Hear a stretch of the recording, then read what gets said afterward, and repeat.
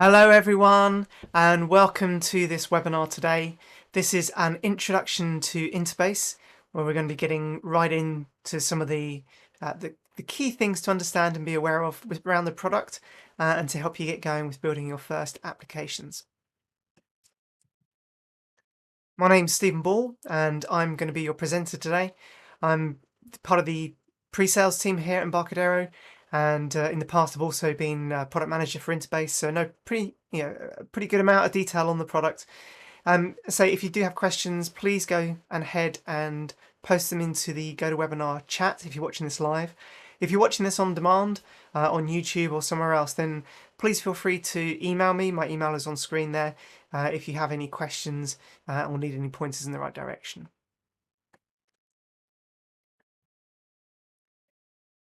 So our agenda today, we're going to start off having a look at what InterBase is and why it's been chosen by lots of companies around the world for some really cool applications. And we'll touch on a couple of those as we go through.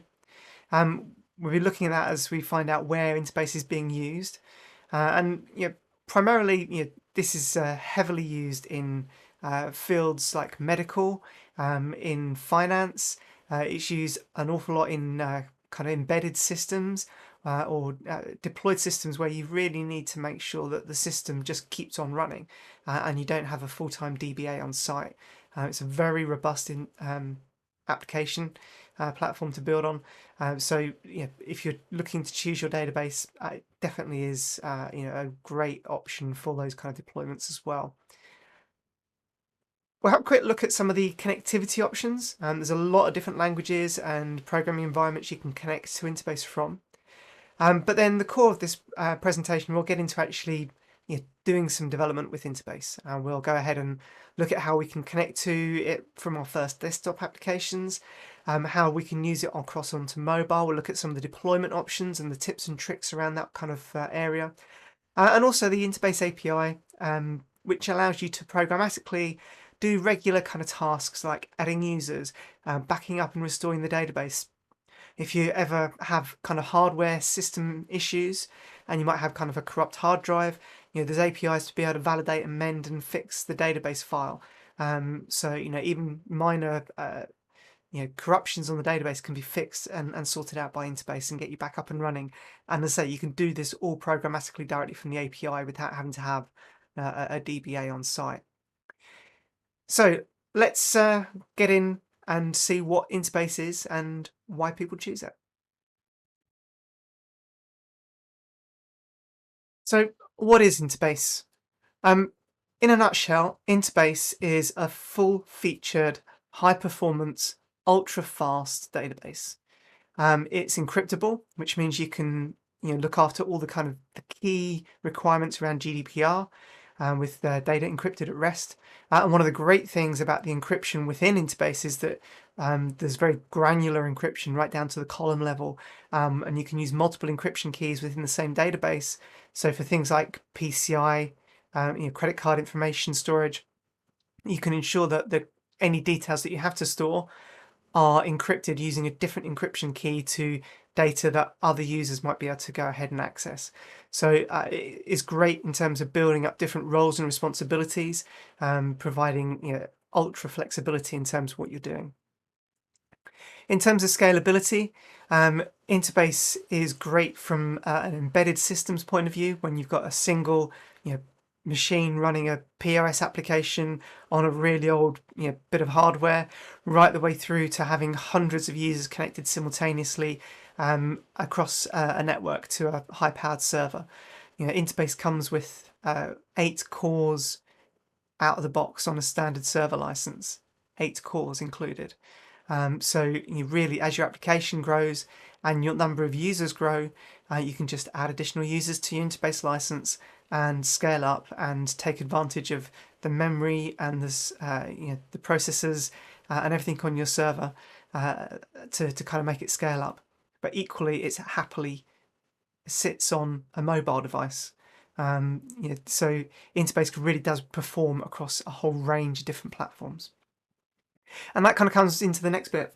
InterBase is very much about multi-platform support.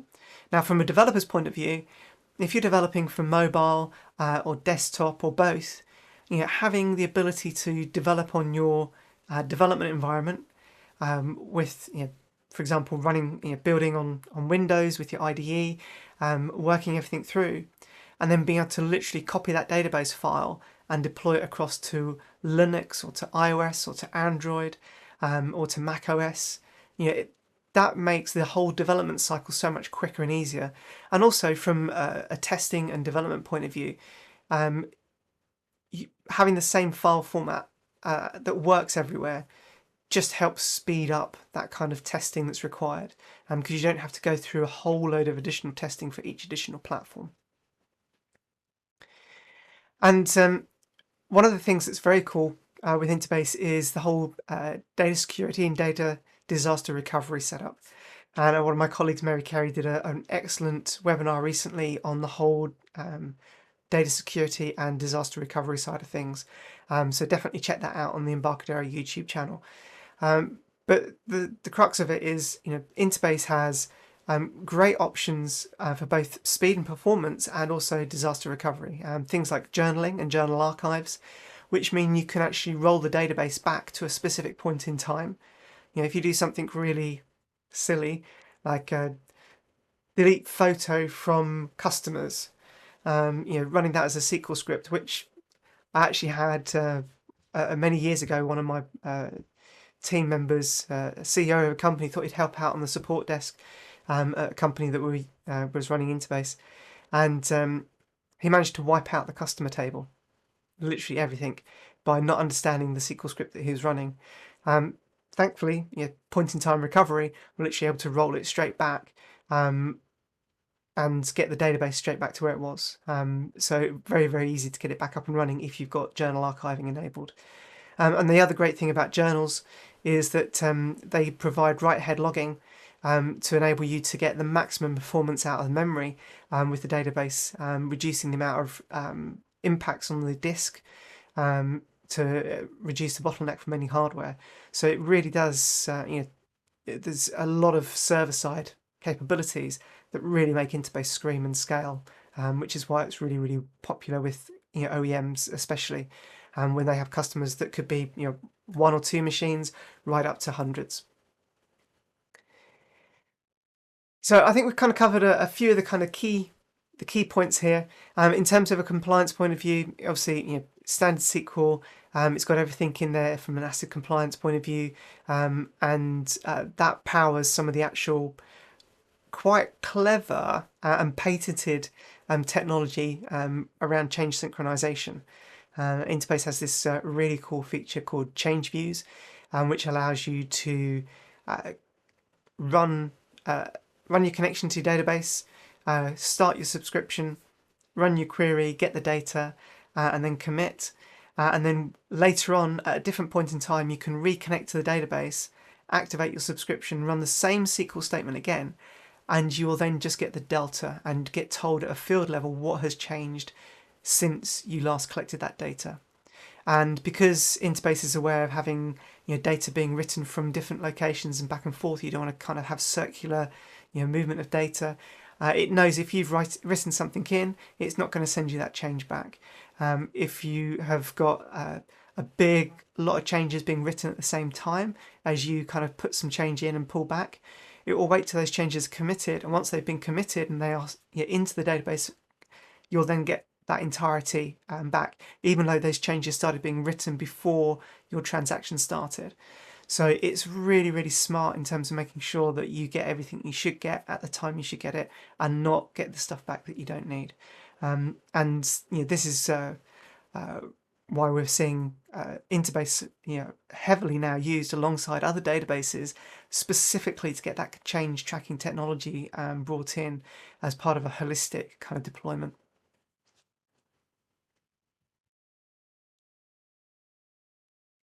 So I've touched on a few of these as we've kind of been going through, but just drawing on a couple of the little bits here. The different types of encryption that we have within InterBase, and we have a DES, which is the weak encryption but still encrypted, and then AES with up to 256-bit encryption. which is really used for strong encryption. It's the one that's recommended for live deployment. Um, you have the options to be able to use both at the same time in the database as well, which is pretty cool. And the way that the security and the encryption works, you can be really smart using the roles, the user authentication roles within the database. So, for example, if you have a HR team, human resources team, and you might have a marketing team and a sales team, you can set encryption and decryption based on specific roles that people play. And then you just assign those roles to specific users, and then that user can then see or not see specific parts of the data. And you can set default values as well. So, for example, if you had a HR table and you don't want the developers to see everybody's salary information, then you can set an encryption key on the salary and set a default value of 0 to be returned. So if you don't have the rights to read it, the SQL will still run, but the data you get back will just be the default value because you don't have the rights to read it. So in terms of what you can do, it really makes it very clever and capable of protecting kind of the business rules around the organization as well.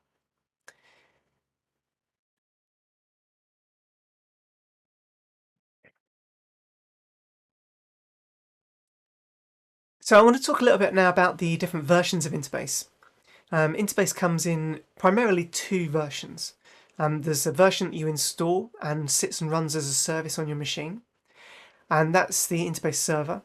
It's on Windows as well. We also have a desktop edition to do with the kind of the configuration options that are available within Windows, and we can tie it down to allowing only the IP of the local machine. And that works being able to provide a desktop edition, which allows you just to have multiple applications connecting to the same database on the same machine. The server version obviously is the same. It just allows you to connect to the database from remote machines. So if you've got multiple users connecting in from multiple locations, you put a copy of the InterBase server in place. Now that runs on Windows, Linux, and there's also a Mac OS version of the InterBase server available. In terms of InterBase to Go, InterBase to Go is our deeply embedded version. So what that means is that there's libraries that you ship alongside your application that are basically the interface engine, and they are bound into your application at runtime and start interface inside your application. So blazingly fast, because the database is inside your application memory space as well. And as your application starts up, the database is there. When your application closes, the database is shut off. And it only allows your application to connect directly to that database. It doesn't allow remote connections. Now, InterBase to Go is also available in a free version called InterBase IB Lite. Now, IB Lite doesn't have all the features of the standard editions of InterBase. It doesn't have change views, it doesn't have encryption, but it provides you 200 megs of file disk space storage for InterBase. So it's a great way to kind of get up and running and have InterBase inside an application.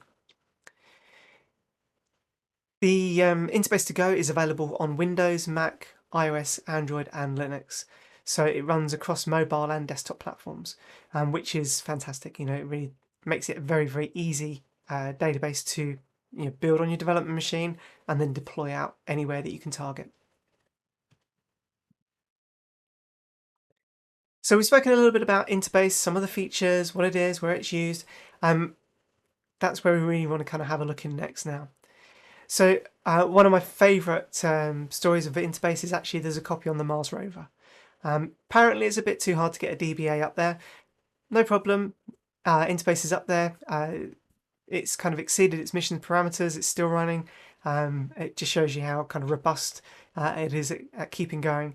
I say the ACID compliance and the kind of the way InterBase works with its small disk footprint, low memory utilization requirements means it's ideal for whatever type of system is being deployed and embedded anywhere. There used to be a copy of InterBase on the space shuttles as well, controlling all the cargo manifests going in and out. Building the space stations and getting all the other kind of stuff up and in and out of space. InterBase was behind a lot of that as well. On a slightly larger scale, this is one of our customers from the Nordics, Opus Capita. Now they provide accounting receivable and accounts payable software, doing invoicing, processing. Everything's automated and managed through a SaaS solution they provide out to their customers. Now at peak time, they're providing over 500,000 new records a day are being processed into their InterBase database, and they're all financial records, with critical part of the supply chain, and it just sits there and runs off a single server, quite happily. They've got a small development team who've been building with Delphi and Interface for a long time, and the application is also connected up to a web interface which they use. I think it's IntraWeb that they use for that. So it's great at being able to provide out everything they need. And the one thing that they really love about Interbase is using the stored procedures and triggers, being able to move some of the logic directly inside the database. Makes it exceptionally fast. It really is a great way to make Interbase scream. And by able to write it in the data layer, it then just works on any platform they need it to. Another one is Bonev. Now, Bsoft, they provide leading accounting software and auditing software that's used by people like PricewaterhouseCoopers and the Bulgarian military. It's been kind of certified to run on their internal networks and so on. So it's used in a lot of different places. Their customer base scales from one or two machines up to hundreds of users. And they have to support kind of things like ISO 27001 accreditation.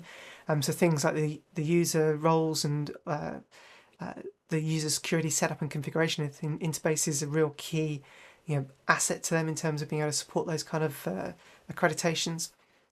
One of the things that they absolutely love about Interbase, they've been a VAR for quite a few years now, is that the additional features that come into Interbase over time are things that they're able to bring back to their customers. So when encryption was added, when the new write-ahead logging was added, when additional kind of disaster recovery features have been added over time, they're able to just upgrade their existing customer base with the data layer, and in most cases just update the database part without having to redeploy all the desktop applications. And they're being able to provide additional features, speed, performance, and so on. And they've been able to take large swathes of their existing product and transfer that directly over to mobile, including data structures and so on, because they're running Interbase. It just makes it very, very easy for them to have a single platform to work with. From a support cost and a training cost for their staff and maintenance, it helps keep their costs down, which means that they can provide a real competitive solution within the marketplace, which is a key reason why a lot of people use Interbase. That's just a couple. There's many, many more. Things like Management Plus, who are using Interbase within the medical realms. There's a lot of the kind of the body scanners and things like that around the world, at airports and within hospitals. Big MRI scanners. They're also using Interbase, have it deeply embedded in.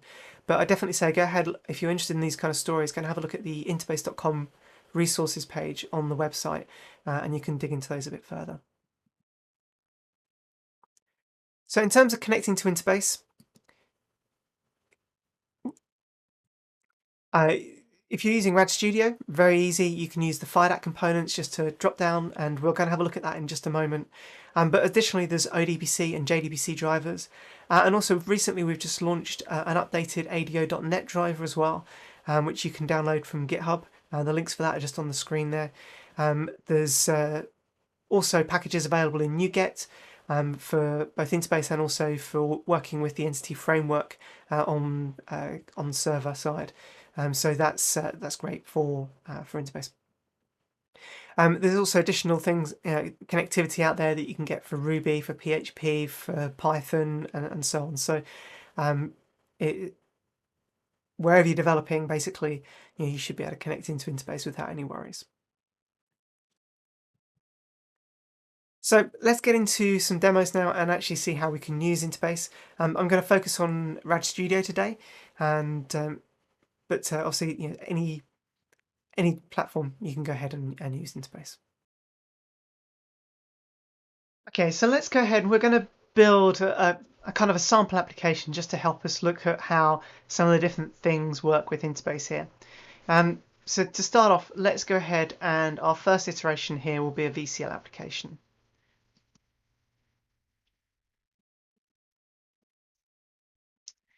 Now, I'm going to use an existing database, but just to show you how you can connect to different databases, let's just go ahead and open IB Console here. IB Console is the kind of the interface for InterBase that comes out of the box, and you can also use things like Aquadata Studio, which is a whole fully fledged database IDE. Great capabilities within that, and that's included as part of the Architect Edition. Let's go ahead here. I'm going to add a database into my local server configuration, and I'm going to go to this computer, C users, public documents, Embarcadero, Studio.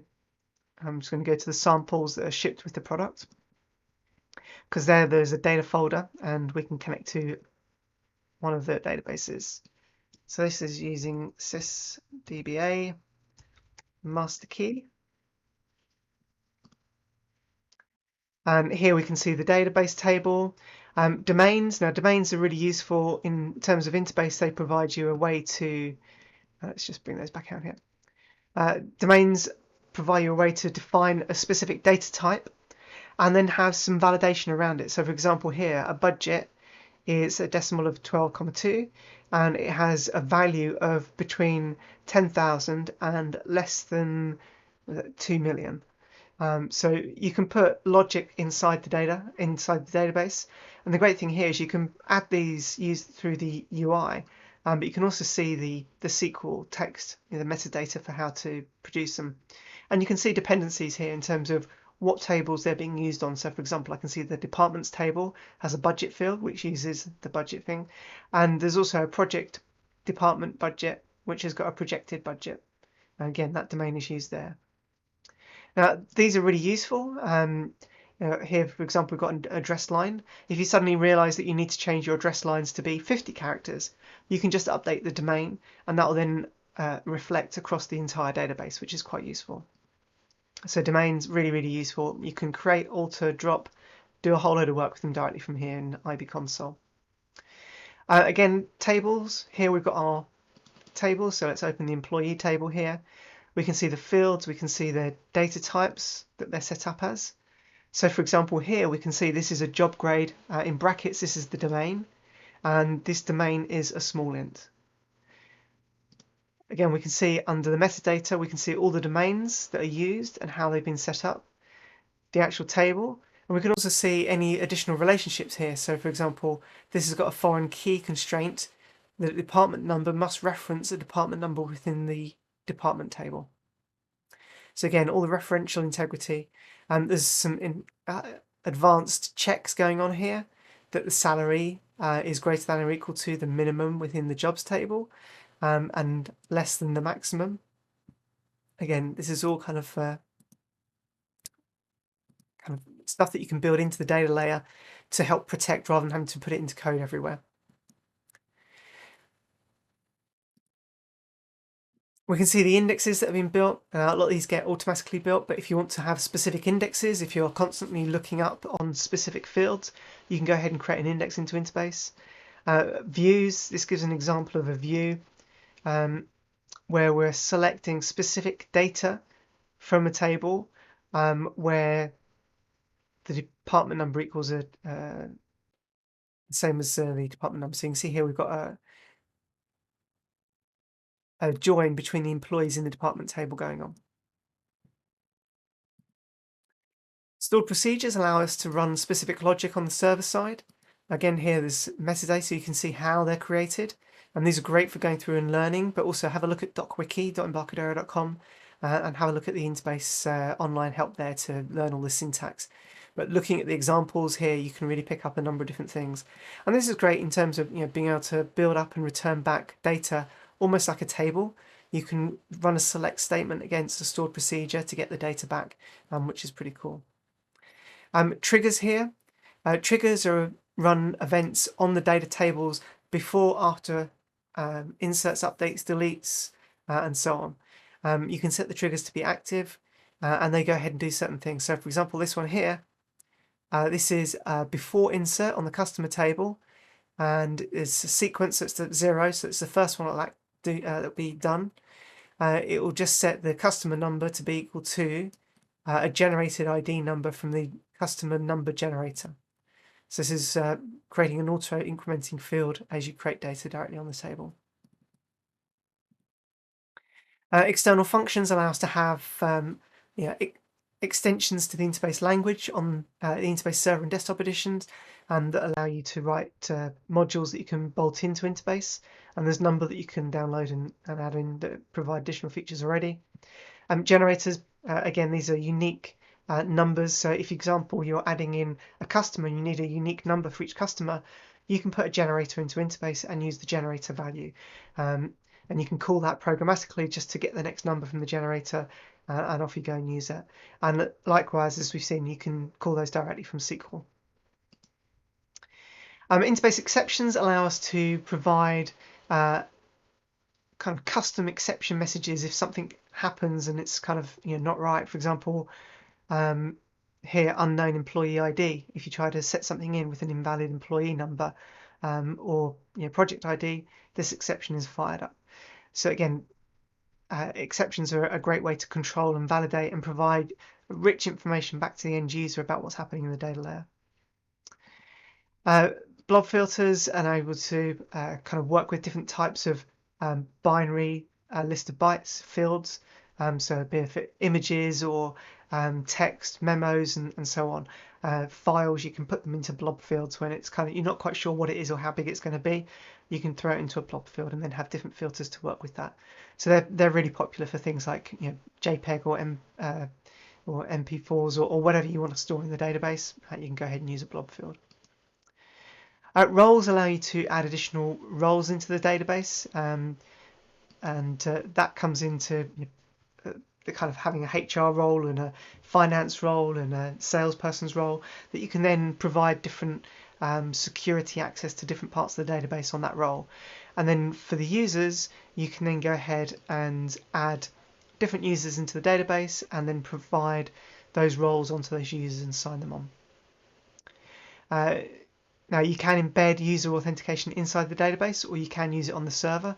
So hence there's the option here for both within the system.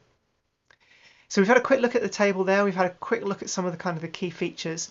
How we use those within the applications is primarily through components when we're developing with RAD Studio.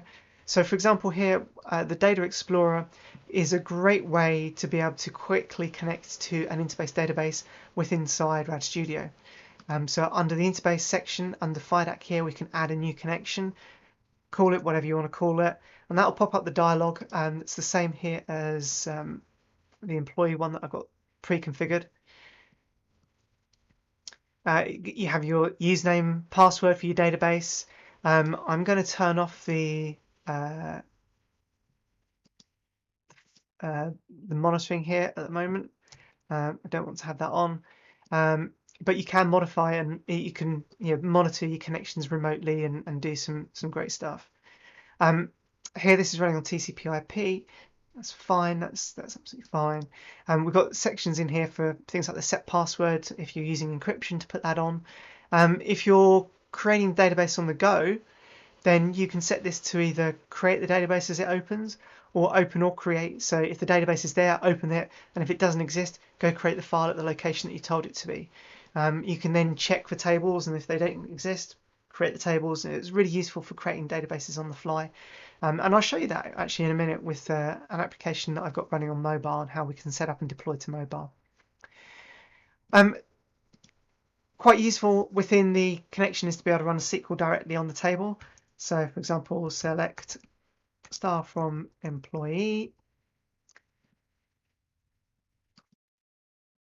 here we are. We can see that the connections worked, and we've got the data directly back. This is really, really useful to quickly see some data, or also to make metadata changes to the database on the fly as you're developing. If once you get familiar and you're comfortable doing it through SQL, you can do it directly from inside the program. Here we can see the different tables, we can see the generators, the procedures, the views that are all in that database that we just had a look at. We can do things like taking the employee table, just dragging it on. Let's put the the department down as well. Let's use a couple of data sources here. And go ahead and link these to the different tables that we've got here. So let's choose the data source, connect that one to the employee, and we'll call that DS employee. Connect this one across here to the departments.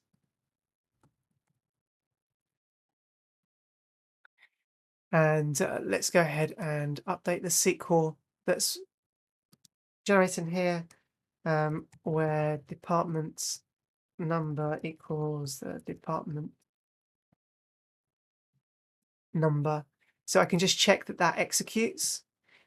This full colon here tells Rad Studio this is a parameter, and that parameter is going to be fetched from the master configuration here. So the master source is the employee data source, and we're going to choose the department field to be included across there. If we go ahead and just set these to active, and we can visualize that here quickly with a couple of DB grids.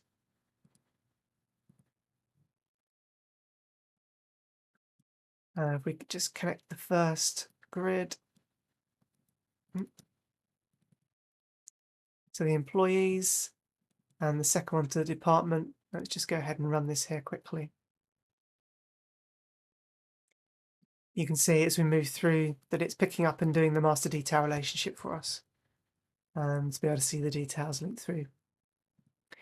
So that's quite a quick way to kind of get going. Now, obviously, what I'd say here is some not great practice in place. Let's go ahead and just on the project here, go ahead and add a data module. So I'm just going to go new, other, and we can search for a data module.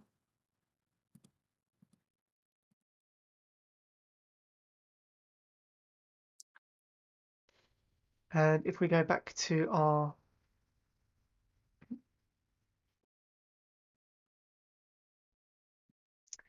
let's just go back here. And if we go select these components, and let's just take those, put them on the data module here. And the other thing that we want to put on is the wait timer. So we've got the SQL wait timer here. That will just control the mouse cursor if we're doing kind of updates and posts and stuff later on. Let's just come back here, and we really should save this with a sensible name. So let's just go ahead and save everything here.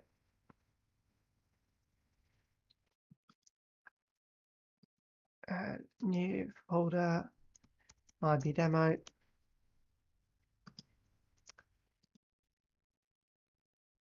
And yeah, let's change this and say this is our data module main. And let's go ahead and save this as BCL main form. And let's change the project to BCL IB demo. So on our main form here, let's put down a navigator. So a DB navigator. And let's go ahead and align this to the bottom quickly. Align this one to the bottom too. Now we don't need it to be too big as it's only a single row. And we'll set this to be to the client. I can see, yeah, that looks a bit better. Oh, one last thing to do. We need to go ahead and add to our uses. And let's go ahead and reconnect this to the department and to the employee.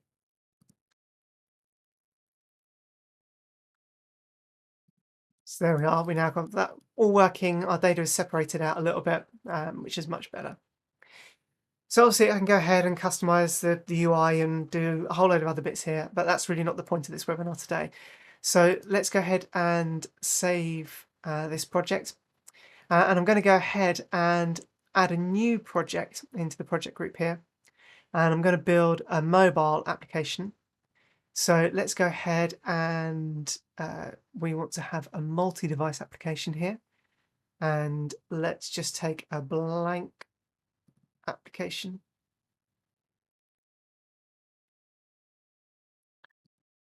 And let's go ahead and well, we'll just do a desktop application for the moment, and we can show you the same thing working with the data set and working across different platform, because then you can see how you can deploy this out onto mobile. Let's go ahead and add in a grid here.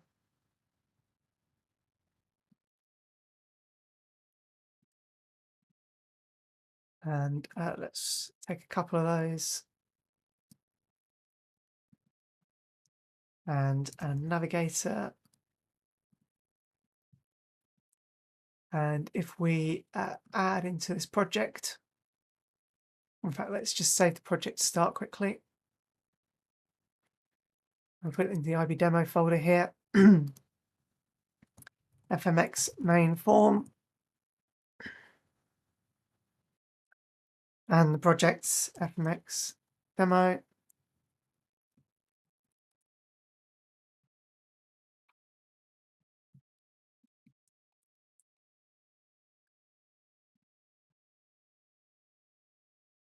And what we can do is we can go ahead and align this to the bottom.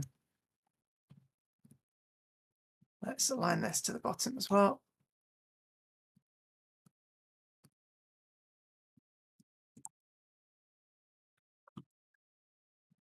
And again, similar thing, we can now just go ahead and use the unit.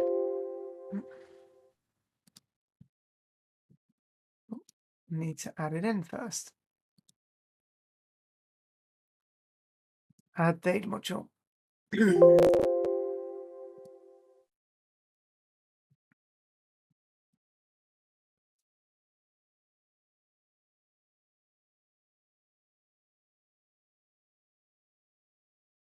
Okay, so the reason I'm getting a message there is just about the configuration between FMX and forms. So let's just go ahead and I'm just going to update this to be system persistent. That will work out the one as we run.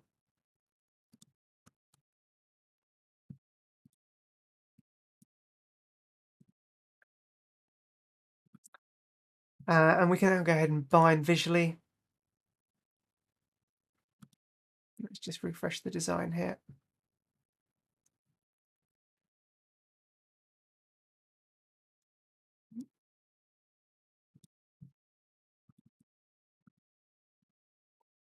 There we are. So let's select the first grid here. We're going to link that up into the employees. And the second grid will link to the department.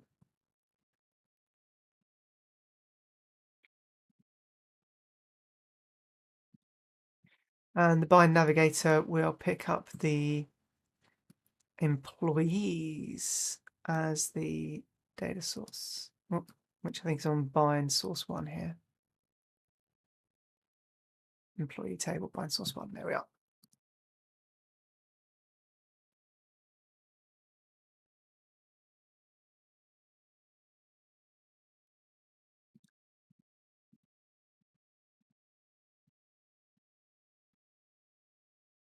There we are. We can see as we kind of move and navigate through, it's picking up and processing, same as the other application.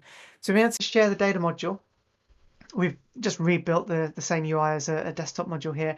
Obviously, we could be looking now to deploy this out using IB Lite. If that's the case, then on our data module, let's go ahead and update. Let's have a look on the design side. We need to update this to show that we want to use IB Lite. And the way we do that is using the physical driver link. So here we are. We add the IB physical driver link down. And we can set this to light, and that will set it to use the InterBase to go. And when you deploy it with InterBase to go, you need to have the libraries for it. So under project deployment, if you come in here, you can add feature files, which is add feature files here. And we can add in InterBase to go. And here it will pick up all the InterBase libraries for the platform that we're building and deploying out for. As you can see, all the Windows, Linux, Mac OS, and everything are listed in here. Now this will put everything from the redistribution folder. So if we actually come down here, users, public, documents, Embarcadero, InterBase, redist. This is the base redistribution folder. Now currently the redistribution is set up for InterBase 2020. And then here you can see all the different files for the different platforms that get picked up and pushed into your application. Now this is an important location because if you're going to use InterBase to go, with the Enterprise and Architect edition of Rad Studio, you get a royalty-free runtime distribution license. You'll need to go to reg.embarcadero.com, which is this page here, put in your serial number and your registration code, and then register your license, and then that will send you the file. And if you pop it in here and name it reg_IB to go, what that will do, as you can see here, it's defaulted looking for that name to pick it up and find it. The reg_IB Lite file should be there automatically for you anyway, if you're using Rad Studio. So that one's great, but it will pick up and find that and take it off and use it. So that's a quick way to get that deployed in. And that will give you the whole capability of IB Lite. So you can now go ahead and deploy as you would using PA Server to any platform, and including if you want to test on another Windows machine, you can run directly out using PA Server with your target platform connection set up. If you want to see kind of more details on that, then there's a whole video showing that on the Embarcadero website, so or on the blogs anyway. Okay, so that's a quick setup. I want to show you some of the additional deployment options around deploying database files. So let's just close out of here for the moment. Let's save everything in the group. And I'm going to show you with a sample that I've been using, or a project that I've actually been using. So let's go ahead and open an existing project that I've got. And I want to go into my hoop crew here.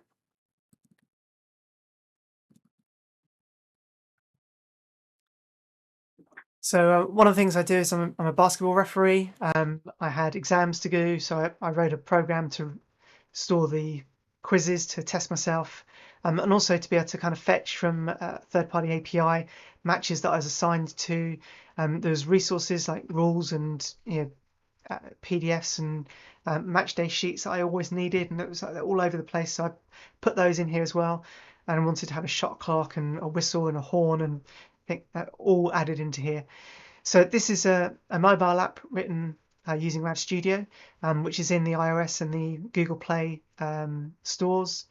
The data connection in here, so I have a common data module which has my database connection on it, my physical driver link, and my wait cursor. Now, when the application runs and starts up, it automatically goes ahead and sets the driver to be light if it's not running on Windows. Otherwise, I'm just testing on my development machine locally. So that's a quick option that I've got set there. And then I'll go ahead and set the database connected. I'm using the before database event just to set up the path to the database. So here for iOS and Android, I use the documents path. And I combine that with the database file name. The database file name is a constant I have up here, just hoopcrew.ib. And then that just checks that the database exists and connects to it. So pretty straightforward. Before connection, set my pathing up, connect to the database, and off we go.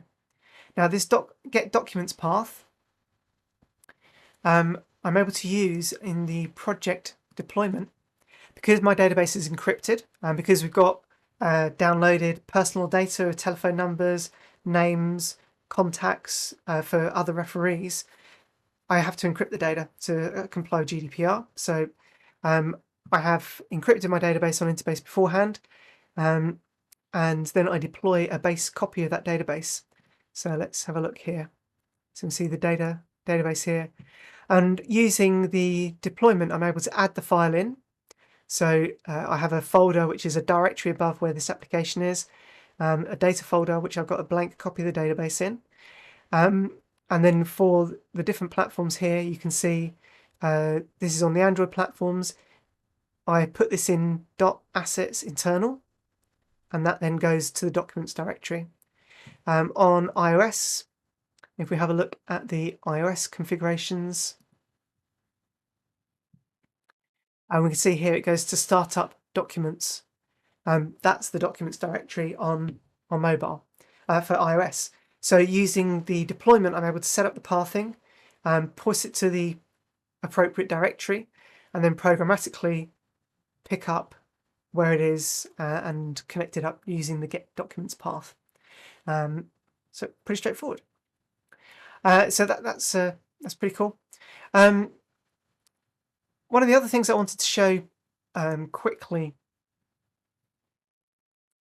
is the admin controls within InterBase that you can use. So if we go to open a sample project here, under the language that you want, so I'm going to have a look at Object Pascal here, under database, under FireDAC, under samples, there's DBMS specific, and in here for InterBase there's an admin demo. So here, if you open up this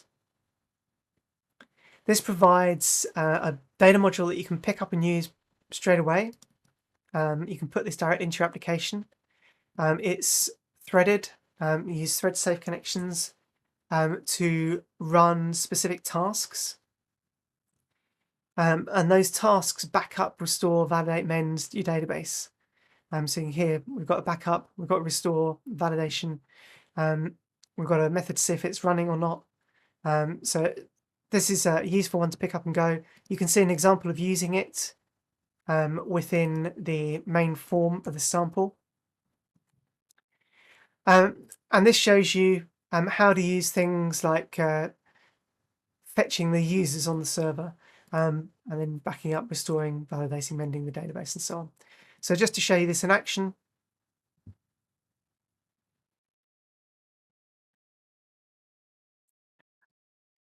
you can build something similar for your own application, default username, password, or hide it if you have a fixed one that you use for kind of admin stuff. There's a security key to put in if you're using that. Again, you can embed that into your application if you need to. So for example, let's just go refresh here. I can see the users fetched from IB console, basketball, new username, sysdba. I can see any of the details that's set up on them. Nothing's set up on them here, but you can go ahead and set those in there if you want. Backing up, so let's just go ahead and choose a database that I want to back up. So let's back up the employee database and backup path. So let's just back that up to employee IBK. and there's different options here. For example, you can ignore checksums. If you've got a problem with the database, sometimes that could be quite useful. You can back up the metadata only. So if you just want to back up the structure of the database without all the data, you can do a metadata only. No garbage collection, just ignores any kind of data garbage when it's doing the backup, which helps reduce down the size. You can have it non-transportable, which means it will only work on the same platform that it's being backed up on. But let's go ahead, just back up here, and you can see that the UI is running because it's thread safe. It's synchronizing the updates out in here with all the different actions that are running, so you can see, as it goes along what's happening. And then once that's done,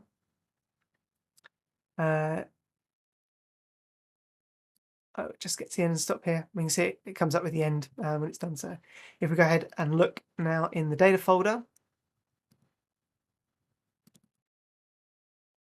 we can see now we've just got the brand new database that's just been created, or the backup that's been created. And you can see it's quite a bit smaller than the live database, the backup version. Always back up your database and then back up the backup rather than trying to back up the live copy, because unless everybody is out, any reads and writes that are happening on that database file at the time you're trying to back it up could mean that you actually back up a file that is actually corrupted, because what you've backed up has changed partway through being backed up. So always make a backup and back up the backup. To restore, again, similar thing, just go ahead, pick up the restore file, and then give it a name that you want. I'm going to use this new one here. And again, there's things that you can do in terms of validation, making those shadows. If you've got shadow databases set up, you can set it to replace an existing database if it's there. Otherwise, it'll error and say, no, I'm not able to, that file already exists. You can deactivate indexes. So if you have any corruption on your indexes for whatever reason, maybe you've been backing up the database file whilst it was running, you can deactivate the indexes and stuff like that. So pretty useful. But again, I won't run that one through, but same thing as before. Validation, again, this is you need to have everybody out the database to do this, but you can select the database and you can do a validate. That's kind of come back fine there. Okay, so yeah, hopefully that's been a useful introduction to those components and utilities. I say the Data Explorer is very good. Even being able to view the data directly inside the IDE as well. So do get familiar with using that when you're working with InterBase. It's a lot quicker to grab the stuff from here sometimes than it is to keep going back and forth to IB console. So there's lots of other components to have a look at within the FIDAC setup. So let's go ahead quickly. You can access stored procedures. There's event handlers for getting alerts back from InterBase when something's happened. You can set up an update SQL as well. Again, for using changes, for setting up different insert, update, and delete statements on data. A lot of different things that you can play with, but they're kind of really outside the scope of this this session today. One thing I want to finish off talking about today is the InterBase VAR program. Now, this is a fantastic way to get into InterBase quickly. You can get dedicated support from a partner manager internally. There's volume license discounting. There's available to you as well. You get direct access into the product management team with special sessions that are run for feedback and discussion, and direct priority inputs towards the discussions happening around roadmaps and things like that. The silent install option is something that's available to the VAR program as well. We've seen it with the InterBase to go, being able to run that out, but we can embed and deploy license files that mean that you don't have to manually go and license every version of InterBase for every customer. You can just get your sale, go deploy it, and report back afterwards.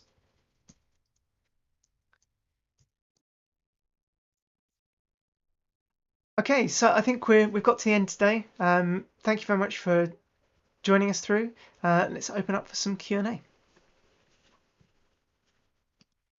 There's a question about how easy it is to embed and configure InterBase to install and deploy. We actually had a session covering that relatively recently. I know Shram covered it in one of the webinars that we ran, with quite a detailed kind of look into the installer and how to use it, and to run it through with different license file configurations and so on. But it's pretty straightforward. You just set up the options that you want, and you can put them into a file, and then you pass that configuration file to the installer, and it will read that setup and then go ahead and do the installation based on that setup. So it is pretty straightforward to do, which is quite nice because it means that from different installers you can provide different options to the customer, which they can then select, and then you can build your configuration based on that from the installer, and then push that file directly to the InterBase install to run. And you can set it to kind of flag with the dialogues to show, or you can set it to be quiet so it doesn't actually show any dialogues to the customer as well, which is quite nice.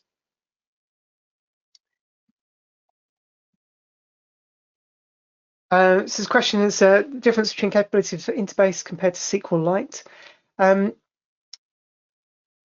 Yeah, SQLite is great. It's kind of a bit like a flat file on steroids, though. In terms of the capabilities that InterBase brings, I can't remember if it's stored procedures or triggers, but one of them is not in SQLite. Obviously, InterBase provides both across all platforms, so there are some differences in that kind of form things. Obviously, when it comes to things like change views and embedded user security, these are all features of InterBase that are not available on other database applications that are available on mobile. So there are some pretty cool and fast things there. And also when you start looking at the server-side capabilities, things like write-ahead logging and and these kind of configurations for things that are fully ACID compliant and meant for multi-user scenarios, you soon start to see that actually InterBase is quite powerful in the way that it provides the flexibility for a single setup, but all the way through to the kind of the higher end deployments.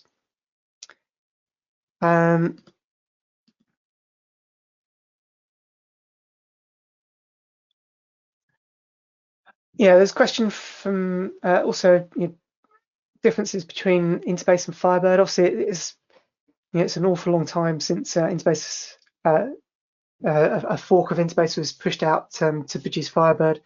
There's certain things I will say is that the lab tests that have been run just with some of the capabilities within InterBase, things like the journaling, the write-ahead logging, and all those kind of things make an absolute difference, especially when you start looking at kind of standard warehouse tests.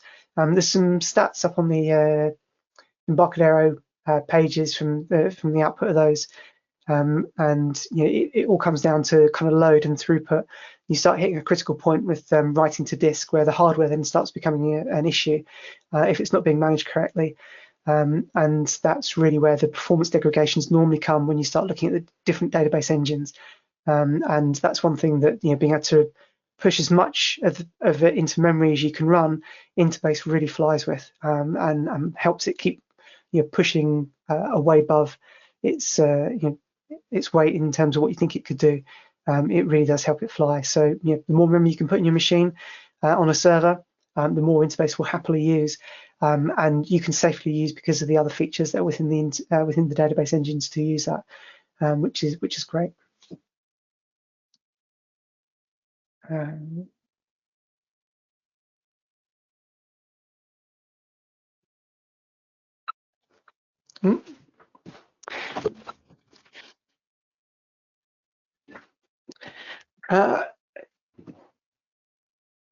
I'll just have a quick look, read a couple of questions here. In terms of databases running on different platforms, Delphi and InterBase will connect up to run on any platform that Delphi targets. In terms of choosing a database for working with Delphi, if you are looking to use macOS or Linux, then obviously you'd need to check to make sure that the database that you want to use there is available.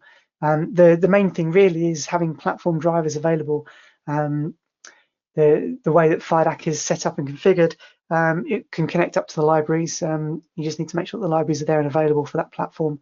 Have a look at the full list of supported platforms. I don't know for every single database, but they're all on DocWiki. So docwiki.embarcadero.com will be able to kind of give you the pointer to the platform support. Yeah,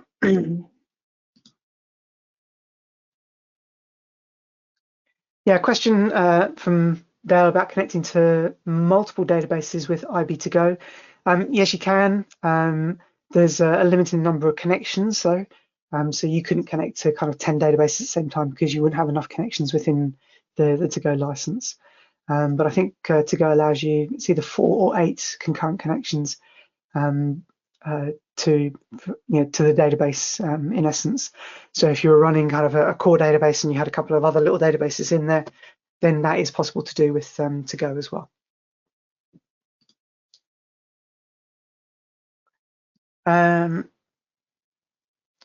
Question about domains. Can you update domains without harming live data? Yeah, the key thing, if you're making any metadata changes to the database, it's always best to do it when people are out of the database. That said, if you've got a domain and you've got, say, varchar 20 at the moment and you want to make it a varchar 25, then once you get everybody out of the database, you can just execute that and then run it and off you go. You might be able to do it on the fly. The ACID compliance will kind of kick in and anybody who's got an existing snapshot will still see the varchar 20, but then as you come through, it'll go to the varchar 25s. But any posts or updates that you want to apply in would need to match into the new domain structure. So always say the best practice and the least risk is just if you want to make any metadata changes, ask people to come out and then run them back in. One of the things that we used to do on an application just to help force that was to put everybody ran the application from the server directly from the file folder. And we just used to put a text file in that we checked for once every 30 seconds on a timer. And if that text file existed, it gave them a warning they're about to be shut down. And then 2 minutes later, kind of shut the system down so we could get everybody out. Another option for doing that is if everybody has got a live connection, is to use alerts and to set up like a little table with a single field for system shutdown, true or false. And then if you make a change to it, set an alert that goes through and then everybody just requeries that table, finds out what the state is and then can just come out. And that's a very good way to be able to kind of manage that as well. So there's a question here for additional demos. So for RAD Studio, if you come in, you should be able to find this open sample projects, and there's a whole load of demos within there. If you don't have it, tools,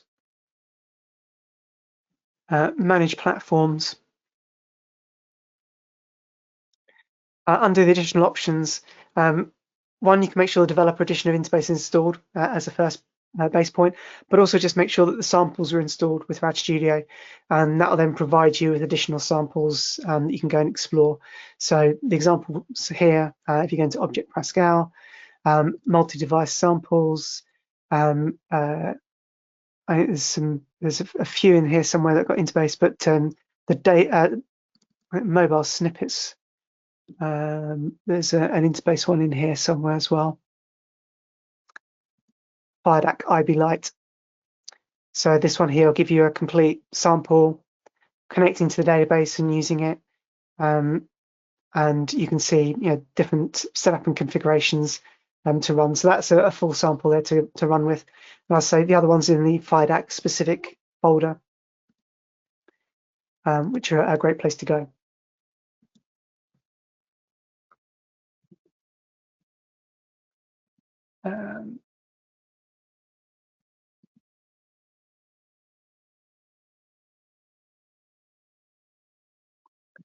Okay, so there's a question here about a connection.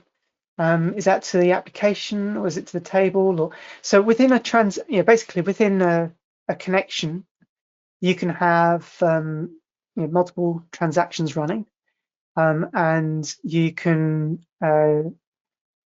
have multiple queries running within that transaction. So you could do select staff from employee, select staff from department. You're doing work between them on the client side. They're two queries within the same transaction, within the same connection. So that's a single connection that's running at that point. If that answers the question.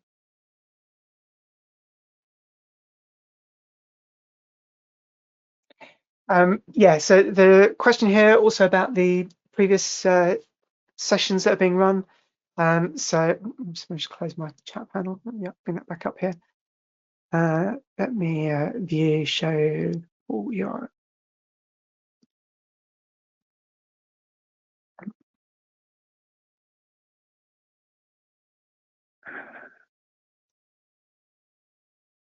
So if you go to youtube.com/Embarcadero TechNet, that will take you through to the Embarcadero list here. And you can look down the playlist for InterBase ones. You can also search in the channel here for InterBase. But there's a whole load of them in terms of the previous webinars that have been run through. They're all kind of listed in here. So here we can see the one for journaling for disaster recovery in InterBase, which was run last month. Again, if you just search InterBase in here, you'll find a whole load of them. It's quite a good place to come and have a look.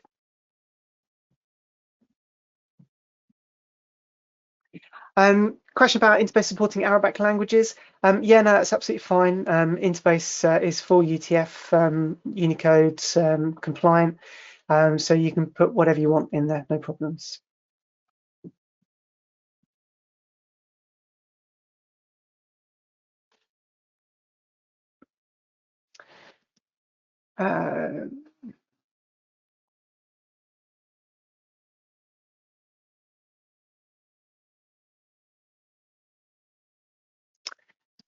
Okay, just feedback about the question. Yeah, so because I'm live and just by myself, I haven't been able to kind of type all the answers in. Otherwise, you just hear me tapping away on my keyboard all the time. So,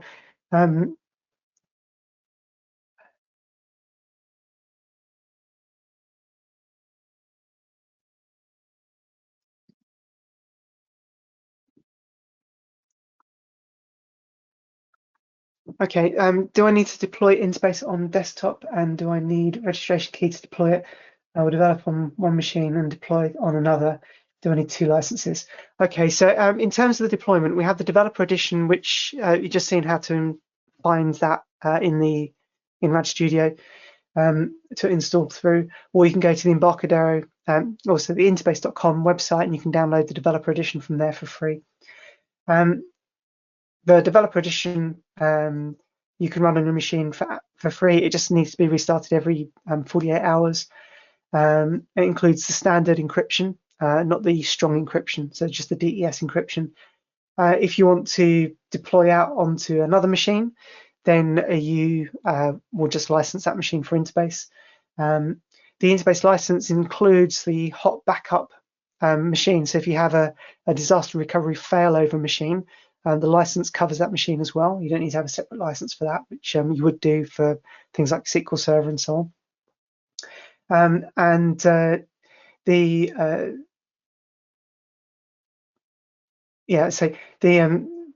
development machine, obviously, if you wanted to have the strong encryption on there, then you would just need a desktop license would be the cheapest way to kind of get there. But if you're part of the OEM VAR agreement program and you're deploying lots of licenses, then they're typically covered as part of the VAR contract as well.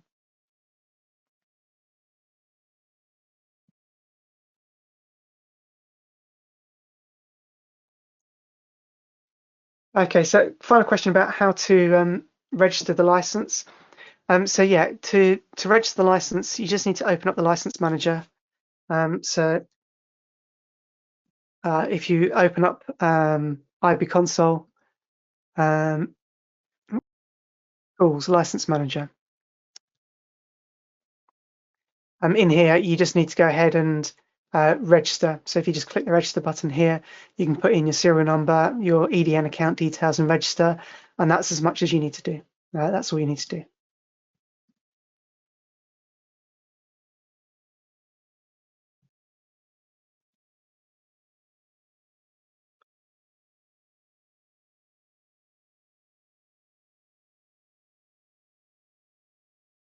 But I hope that kind of helps the questions.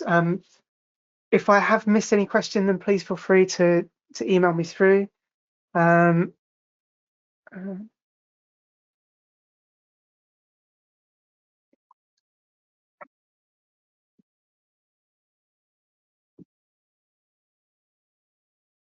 Yeah, okay. Sorry, there's one last question here. It was just about deployment, which I was just trying to read and get my head around. So Bruce was just asking about Xcopy install. Yeah, basically, if you're going to build and deploy, the easiest way to do that from Rad Studio is actually to install PA Server. Under the program files, Embarcadero, Studio 21, PA Server, you can here find the PA Server setup for Windows.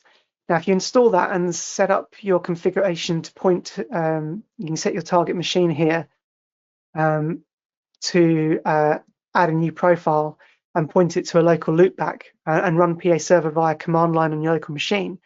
Once you've done the deployment setup and configuration for the project, if you just come in here and hit deploy, what that will do is it will deploy all the files and everything into the correct folder structure under your PA Server Scratch directory. And you can just go to that folder location and everything you need, you can then just Xcopy and move from one machine to the other. So that's as simple as it gets in terms of being able to move and deploy out. So yeah, PA Server is the key if you want to use the Xcopy distribution, Bruce. Okay, hopefully I say that's all the kind of the key questions answered as we've been going through today. If you do have any questions, then please feel free just to drop me an email over. So my email's there on screen at the moment. Thank you for the questions. There have been some really interesting ones that have come through today, and happy coding, and look forward to kind of catching up with you on a webinar sometime soon. Take care, everyone. Bye-bye.